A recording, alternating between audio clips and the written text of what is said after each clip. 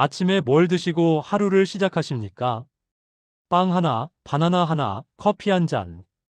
많은 분들이 이 조합으로 아침을 해결합니다. 가볍고 빠르고 속도 편하니까요.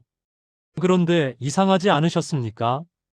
아침을 먹었는데도 출근하자마자 졸리고 점심 전부터 기운이 빠지고 오후가 되면 아무것도 하기 싫어지는 이유. 많은 분들은 이렇게 말합니다. 나이 들어서 그렇지. 체력이 예전 같지 않아서 그래. 하지만 정말 그럴까요? 하루 컨디션이 무너지는 시작이 나이가 아니라 오늘 아침에 먹은 음식 때문이라면 이야기는 완전히 달라집니다. 사실 우리 몸은 아침에 가장 예민한 상태입니다. 밤새 공복을 지나온 뒤 혈당은 낮아져 있고 몸은 작은 변화에도 크게 반응합니다. 이때 처음 들어오는 음식은 하루 혈당의 방향을 거의 결정합니다. 좋게 말하면 기준이 되고 나쁘게 말하면 하루를 망치는 스위치가 됩니다.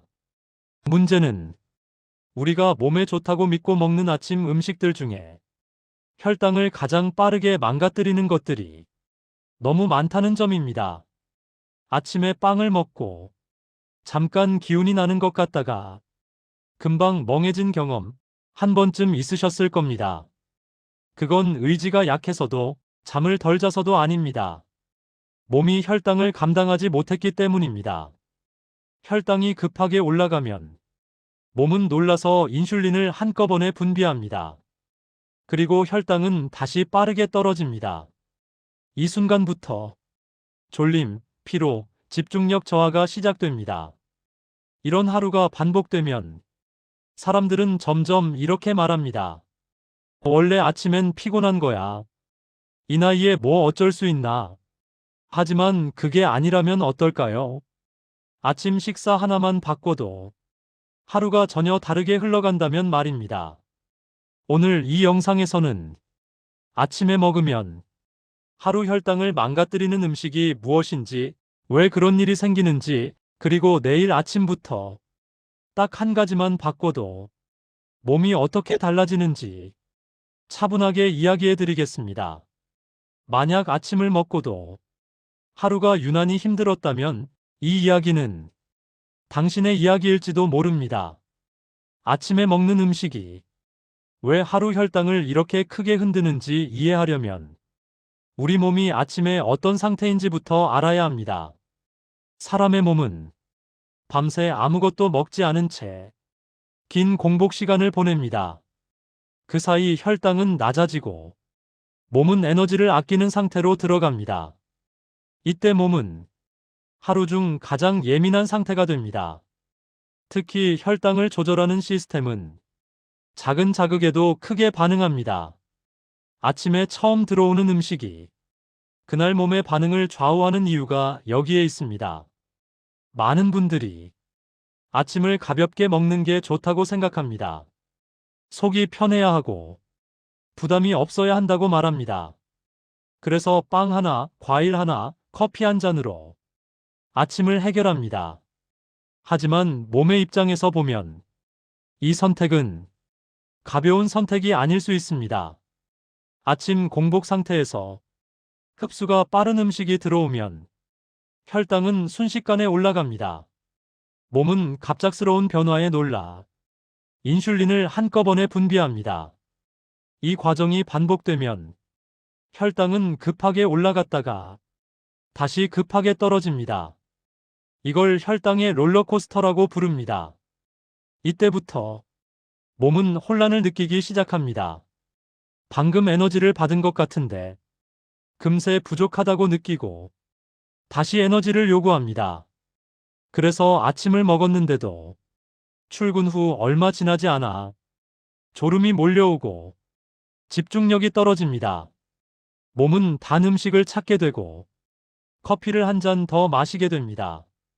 많은 분들이 이런 현상을 잠을 덜 자서 그렇다고 생각합니다. 혹은 나이가 들어서 체력이 떨어졌다고 여깁니다. 하지만 실제로는 아침 혈당의 급격한 변화가 이 모든 흐름의 시작인 경우가 많습니다. 특히 50대 이후에는 이 문제가 더 뚜렷해집니다. 혈당을 조절하는 능력이 젊을 때보다 확실히 떨어지기 때문입니다. 예전에는 같은 음식을 먹어도 몸이 금방 회복했지만 이제는 회복 속도가 느려집니다. 그래서 아침에 혈당이 크게 흔들리면 그 영향이 하루 종일 이어집니다. 아침 혈당의 흐름은 점심과 저녁의 기준선이 됩니다. 아침에 이미 혈당이 불안정하면 점심을 먹고도 졸리고 저녁이 되면 기운이 남아있지 않습니다. 이런 하루가 반복되면 사람들은 점점 피곤한 상태가 기본이 됩니다. 아무리 쉬어도 개운하지 않고 작은 일에도 쉽게 지칩니다. 중요한 건 아침을 거르느냐 챙겨 먹느냐가 아닙니다.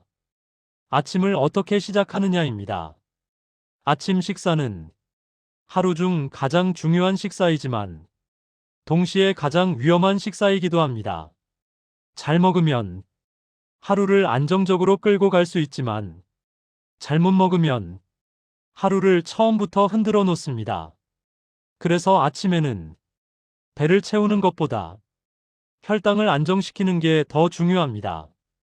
포만감보다 몸의 반응을 먼저 생각해야 합니다.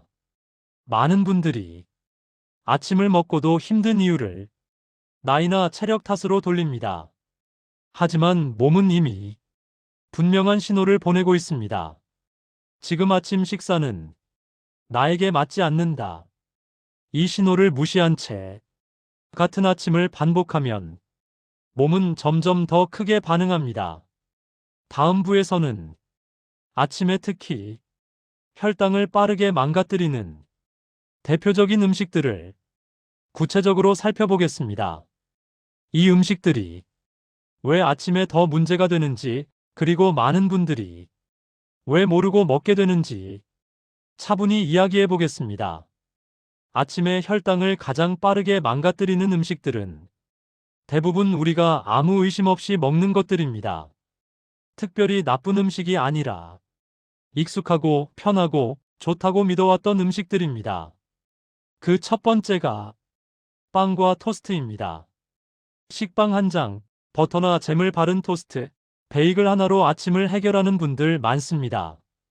속도 편하고 가볍게 먹은 느낌이 들기 때문입니다. 하지만 밀가루로 만든 빵은 몸속에 들어오는 순간 생각보다 훨씬 빠르게 당으로 바뀝니다. 특히 아침 공복 상태에서는 그 속도가 더 빨라집니다. 입에서 씹는 순간부터 혈당은 올라가기 시작하고 몸은 갑작스러운 변화에 놀라 인슐린을 급하게 분비합니다. 그 결과 혈당은 짧은 시간 안에 급격히 떨어집니다.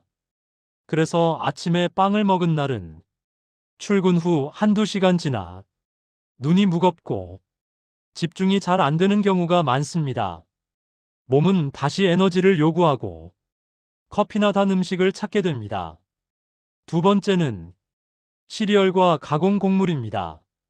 시리얼은 건강해 보이는 이미지 때문에 특히 많은 분들이 선택합니다. 곡물, 식이섬유, 균형 잡힌 아침이라는 문구도 익숙합니다. 하지만 대부분의 시리얼은 이미 잘게 가공된 상태입니다. 몸은 이를 천천히 소화할 필요가 없습니다. 그래서 혈당은 더 빠르게 올라갑니다. 여기에 우유까지 더해지면 혈당 반응은 더 커집니다. 달지 않게 느껴져도 몸은 이미 충분한 당을 받은 상태가 됩니다. 문제는 한 그릇으로 끝나지 않는 경우가 많다는 점입니다. 가볍게 느껴지기 때문에 양이 늘어나고 아침 한 끼로는 과한 당분이 몸에 들어오게 됩니다. 그 결과는 빵을 먹었을 때와 비슷합니다. 잠깐의 포만감 뒤에 졸림과 무기력이 찾아옵니다. 세 번째는 과일과 과일 주스입니다. 과일은 몸에 좋다는 이미지가 강합니다.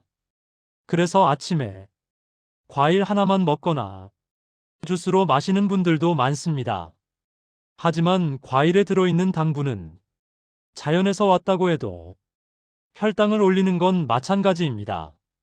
특히 공복 상태에서 과일만 단독으로 들어오면 혈당은 빠르게 반응합니다.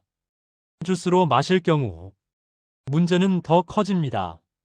섬유질은 줄어들고 당분은 한꺼번에 들어오기 때문입니다.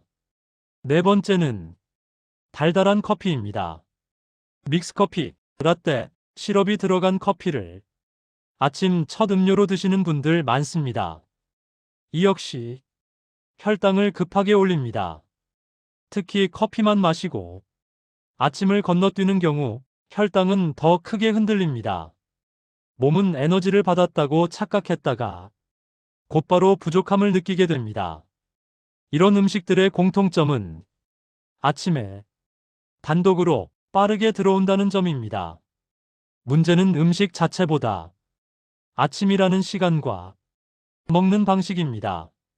젊을 때는 이런 반응이 크게 느껴지지 않을 수 있습니다. 하지만 50대 이후에는 몸이 바로 신호를 보냅니다. 아침을 먹고도 오전이 힘들고 점심 전에 이미 지친다면 그건 나이가 아니라 아침 음식이 혈당을 너무 빠르게 흔들었기 때문일 수 있습니다. 다음 부에서는 이렇게 혈당이 무너졌을 때 하루 동안 몸에 나타나는 신호들과 내일 아침부터 딱 한 가지만 바꿔도 몸이 달라지는 방법에 대해 이야기해 보겠습니다. 아침에 혈당이 크게 흔들리면 그 영향은 잠깐으로 끝나지 않습니다. 그날 하루의 흐름 전체를 바꿔놓습니다.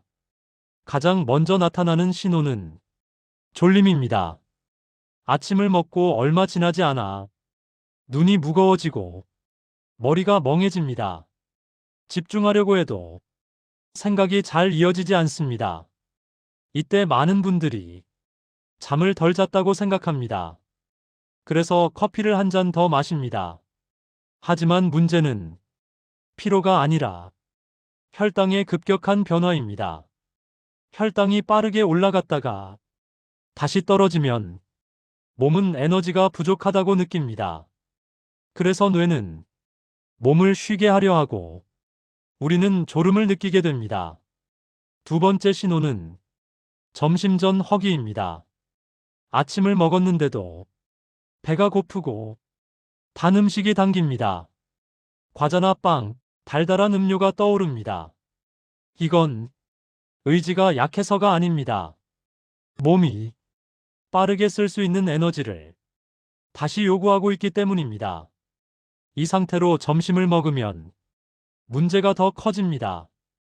이미 불안정해진 혈당 위에 다시 많은 음식이 들어오면서 졸림은 더 심해지고 오후 내내 기운이 빠집니다.